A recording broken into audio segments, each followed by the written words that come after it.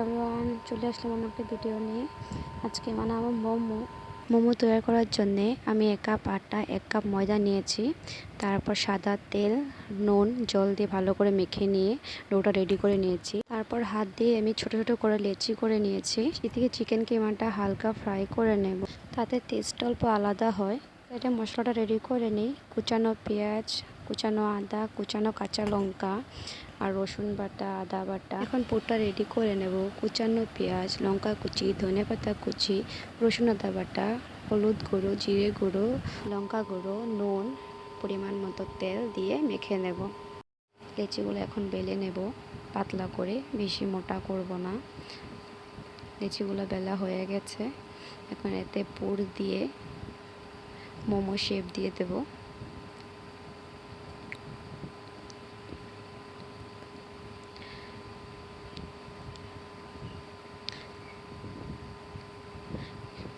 Momo shape দেওয়া হয়ে গেছে।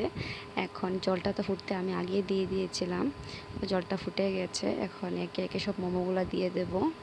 তারপর 5 মিনিট ঢেকে রেখে দেব। তারপর নামিয়ে নেব। গরম গরম মোমো রেডি।